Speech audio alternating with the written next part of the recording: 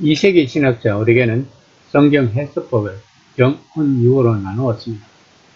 육적인 해석은 문자적인 해석이고 본적인 해석은 윤리적 해석, 즉 큐티 같은 것입니다.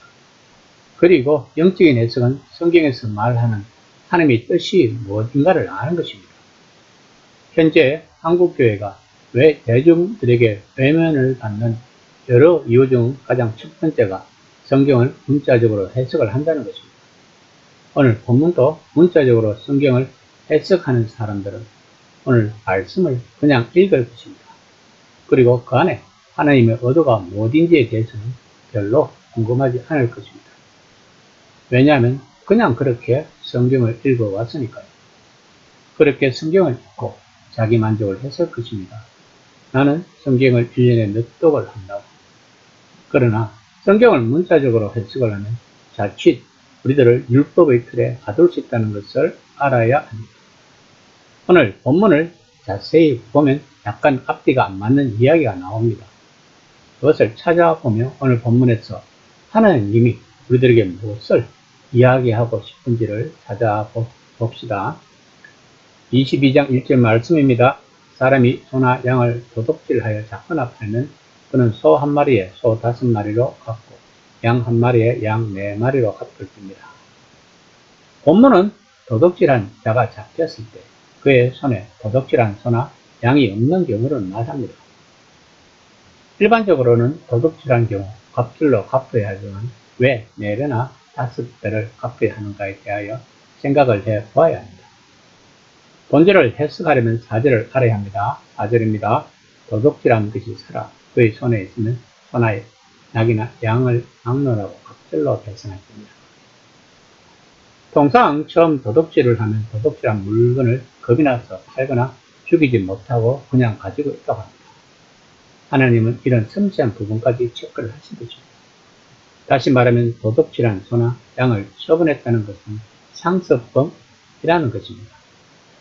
또한 소의 경우는 5배로 양의 경우는 4배로 갚을 것을 명한 것은 바늘 도둑이 소 도둑 된다는 속단처럼 처음부터 소를 도둑질하지 않는다는 것입니다.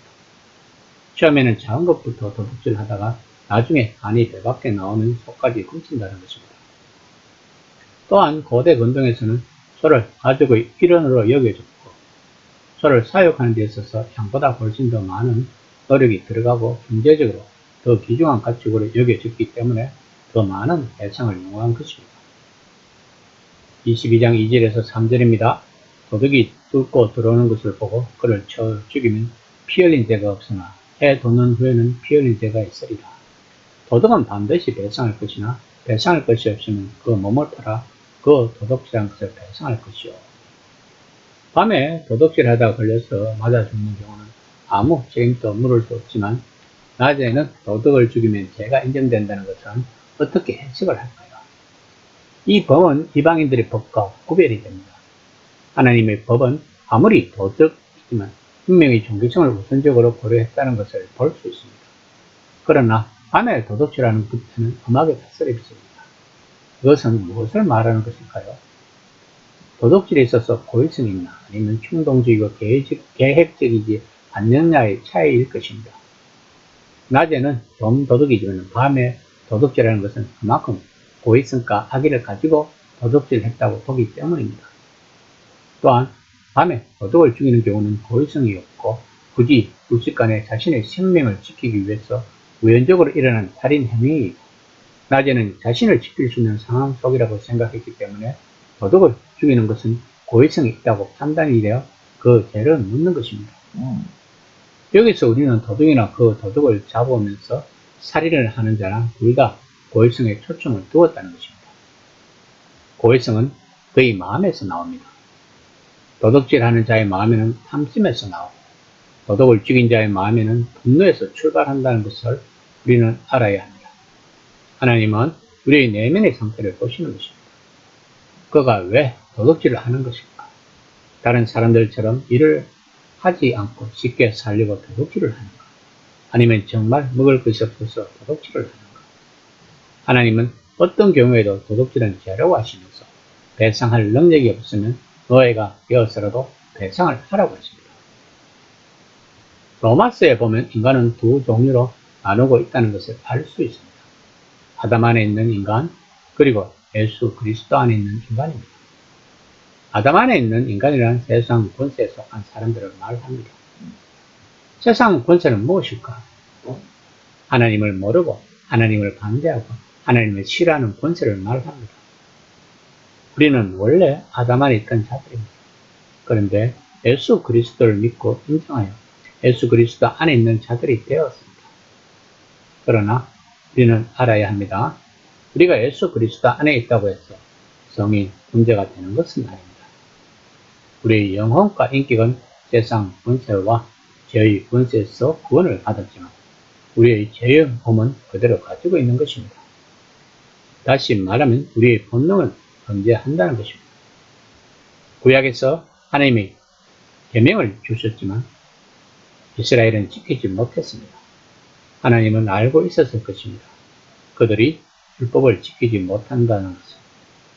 우리 또한 하나님의 계명을 우리의 힘으로 지키려고 하면 우리는 율법에 사로잡힌 바리새인처럼 될 것입니다. 예수님은 바리새인들에게 해칠한 무덤이라고 경멸하셨습니다. 우리는 예수님이 왜 바리새인들을 경멸했을까를 알아야 합니다.